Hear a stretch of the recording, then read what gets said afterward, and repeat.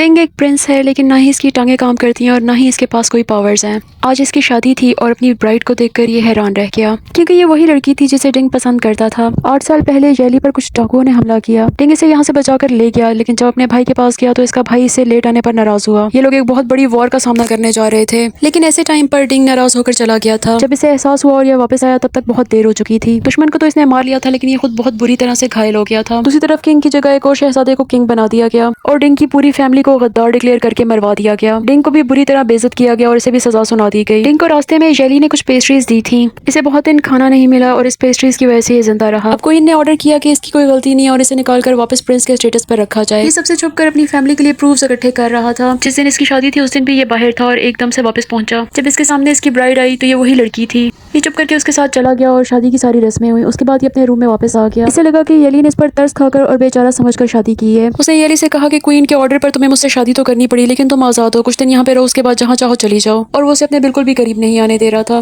जबकि दूसरी तरफ येली खुद फुल ऑफ सीक्रेट्स थी। वो 8 साल तक पहाड़ों पर एक अकेडमी में रही थी और इससे शादी से 2 महीने पहले ही इसे वापस बुलाया गया था। येली किसी भी तरह इसकी हेल्प करना चाहती थी और ये शादी चलाना चाहती थी। कुछ दिन तो प्रिंसेस की हरकतें देखता रहा, जो कि बिल्कुल भी नॉर्मल नहीं थी। उसने पत्थर उगाए हुए थे और उन्हें रोज पानी दिलवाती थी। प्रिंसेस से मोहब्बत तो पहले ही करता था, थोड़ा सा क्लोज भी हो गया। लेकिन येली बहुत सारी चीजों में बहुत परफेक्ट थी। जैसे वो अपने अंदर बहुत सी चीजें छुपाए हुए है, जब भी उसे पूछा झूठ बोल देती थी। उसने इसे चेक करने के लिए कुछ चीजें गिराने की कोशिश की, लेकिन येली ने फौरन से कैच कर ली। इसने इसके हाथ पकड़ के कहा, इतने सख्त हाथ तो तलवार से प्रैक्टिस करने वालों के होते हैं। तो येली ने कुछ बहाना बना दिया। दूसरी तरफ इसने अपने एक सेक्रेटरी को येली की इन्वेस्टिगेशन के लिए कहा हुआ था। वो जो इन्फॉर्मेशन लेकर आया वो बहुत ही हैरान कुन थी। येली कुछ वक्त पहले एक किडनैप हुई थी और वो सारी किडनैपिंग का प्लान इसका अपना बनाया हुआ था। अब प्रिंस को इस पर बहुत शक होने लगा, क्योंकि जिस अकेडमी से आई थी उस अकेडमी के सारे दुश्मन खुद ब खुद ही डिफरेंट हादसों में मरने लगे थे। येली चाहती थी कि इसकी किडनैपिंग में प्रिंस अपनी बेबसी महसूस कर सके और अपनी टांगों के ट्रीटमेंट के लिए राजी हो जाए। लेकिन जब जब प्रिंस इसे अपने आप से दूर कर देता तो ये अपनी एक मेड के साथ टाइम गुजारती। एक दिन तो उसकी मेड ने आकर कहा कि मुझे मंकीज काट रहे हैं, तो ये भागकर बाहर निकली और इसे बहुत से मंकीज नजर आने लगे। जब प्रिंस इसे आकर मिला तो ये बहुत बुरी हालत में डरी हुई थी। प्रिंस ने इसे समझाया कि यहाँ कोई मंकीज नहीं है और दोबारा ढूंढने को बोला गार्ड्स को। लेकिन अब आकर प्रिंस को अंदाजा हुआ कि ऐसी चीजें खुद से नजर आती हैं, ऐसी कोई मेड है ही नहीं जो इसे नजर आती है। पहले प्रिंस हमेशा ये समझता था ये खुद से बातें करती है, लेकिन जब इसने प्रिंस से खुद मिलवाया अपनी मेड को तो वो हैरान रह गया, क्योंकि वहाँ कोई भी नहीं था और जहाँ जहाँ ये बैठकर अपनी मेड से बातें करती थी वहाँ ये अकेली ही थी। अब प्रिंस को समझ आई कि इसकी मेंटल हेल्थ बिल्कुल भी ठीक नहीं है। ये सब होने तक ये प्रिंस की टांगों का ट्रीटमेंट कर चुकी थी और प्रिंस कुछ न कुछ चलने के काबिल हो गया था। प्रिंस को पता चलता है कि बहुत ज्यादा वक्त अकेला रहने की वजह से ये इस तरह हो गई है। इसके बाद प्रिंस कोशिश करता है कि ये दोबारा अकेली बिल्कुल भी ना हो।